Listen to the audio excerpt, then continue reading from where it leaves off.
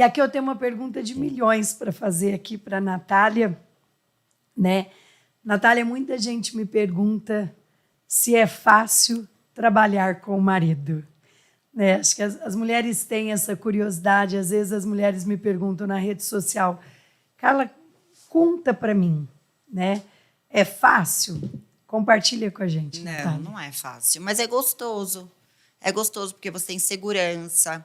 É uma pessoa que torce com você, que está correndo junto com você. Então, quando eu penso nisso, a dificuldade fica mais fácil. Mas tem muito desafio. A gente briga também, sabe? Briga. Não dá para falar que não briga. Não brigam? Briga muito. A gente discorda de muita coisa. E eu sou aquela que defende o ponto de vista com preguiça de explicar. Por isso que a gente abandona. É isso e é isso, não quero explicar. Não quer perder tempo dando satisfação. Eu falo para ele, eu nem vou perder tempo falando, já vou decidir e vou fazer. Às vezes eu chego em alguma coisa, em operação, eu chego chegando, vou fazendo, falo. Não pergunta, já não vai, pergunto. Quando eu vejo alguma coisa que está errado... E se ele faz isso também? Pode fazer também. Às vezes ele fala, não tá legal, não faz isso. Mas eu... Mas, Kleber, tem uma coisa aqui, aqui na fala da Natália, que é importante, né?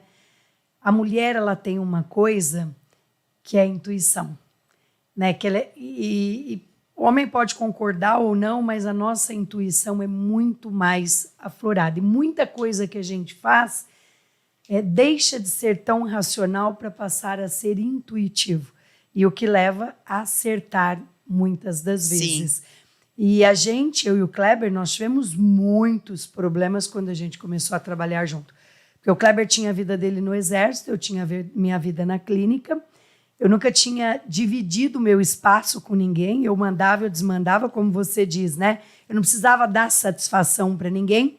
E quando ele veio trabalhar ao meu lado, para mim foi um grande desafio. A gente quase chegou a se separar. Um dia nós tivemos, a gente nunca compartilhou isso em nenhum dos podcasts que nós fizemos juntos. E o nosso podcast aí que tem recorde de audiência, o que a gente tem com a Malu Perini, com o Bruno Perini, que foi em casal. E a gente não compartilhou isso. Um dia o Kleber chegou em casa, eu estava tão irritada, isso eu estava brava. Eu estava, acho que grávida de 8 meses, meu menino é gigante, eu tinha uma barriga imensa. Ele abriu, estava acabando de chegar da faculdade, ele abriu a porta da sala, as malas dele estavam prontas. E aí eu olhei para ele e falei assim, a porta da rua é serventia da casa, está na hora de você ir embora. Porque a gente começou a conflitar com algumas coisas e o Kleber ele falava uma coisa para mim que era o seguinte, é utopia você achar que você briga na empresa e depois em casa tá tudo bem. Você traz para casa a briga da empresa. E aí, naquele dia, né, ele é muito mais calmo do que eu. Ele sentou Seguindo a máxima, né? Se um não quer, dois não briga. Ele sentou na minha frente e disse, olha, eu acho que agora nós estamos precisando de ajuda. Ele falou, a gente vai ter um filho, a gente se gosta, a gente se respeita.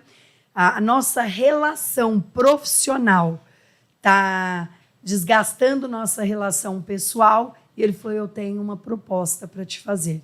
Ele falou, acho que vale a pena a gente tentar ficar junto, porque as nossas brigas não eram por traição, por falta de amor, pelo contrário. A gente fala isso também. A gente não briga por nada, a gente briga pelo trabalho. Então, essa era uma pergunta que a gente falou, vamos parar de trabalhar. Né? Hoje a gente tem, nas nossas marcas, né, na grande quantidade de franqueados, casais, né? E a gente percebeu que, ao longo do tempo que esse é um modelo ideal para se ter como investidores. Porque é o lifestyle, né? É o estilo de vida. Né? Quando você tem um bom negócio, você está beneficiando toda a família. Né? O negócio que vai proporcionar as suas viagens, vai proporcionar o seu filho estudar numa boa escola. Enfim, tem um preço. Né? Ser empreendedor... As pessoas olham, né, o empreendedor de sucesso, acham que ele é lindo, maravilhoso, né? Mas tem os percalços aí. Tem. E um dos nossos percalços foi justamente isso que a Carla falou. E eu batia muito na questão da utopia, porque ela brigava na empresa, né? E aí ela queria que eu chegasse em casa, meu amorzinho, como é que você foi o seu dia? Então, assim, quando não se trabalha junto... Mas eu sou dessas que levo para casa, ele já fica mais calminho, amor. Você leva, você muda.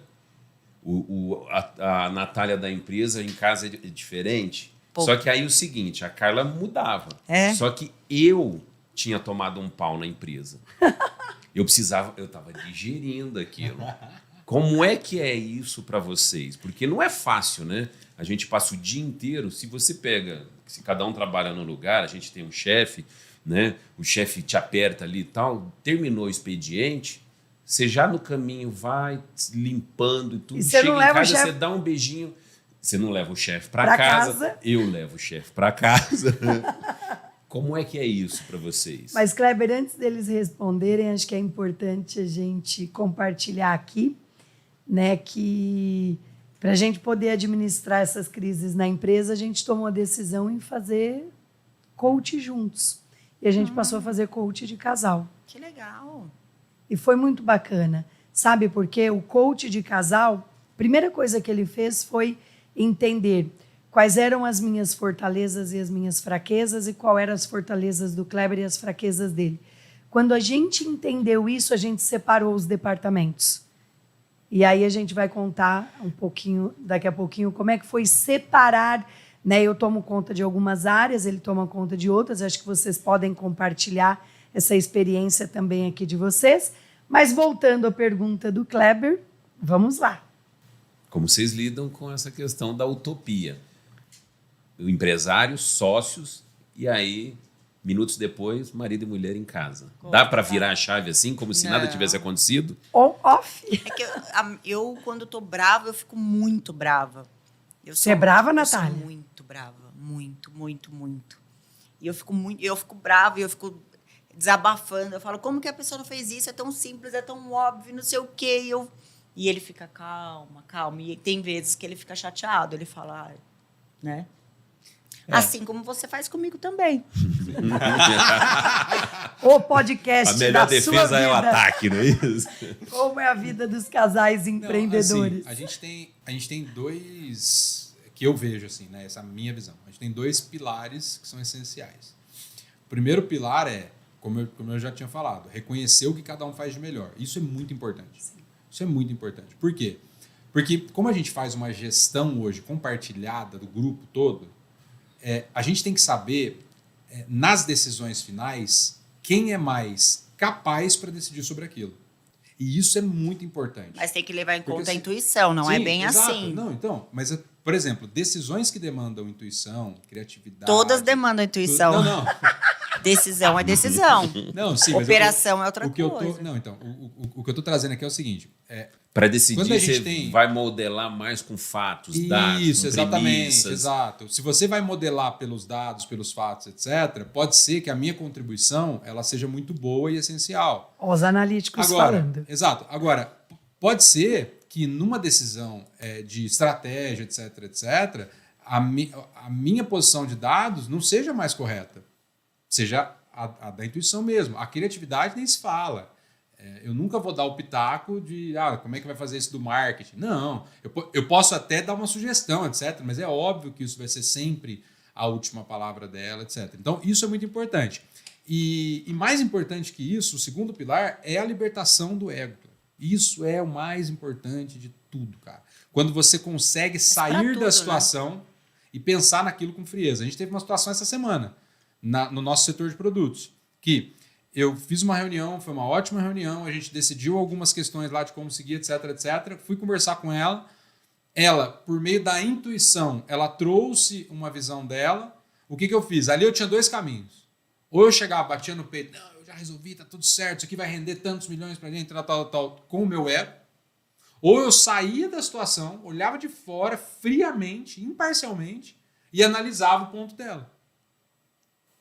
Eu parei, respirei, e fiz o exame imparcial.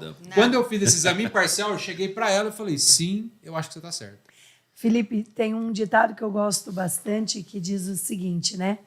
O ego pode te cegar, né? Ele te impede de ver coisas, às vezes, que são óbvias ou que alguém quer te mostrar, e a ganância pode te quebrar.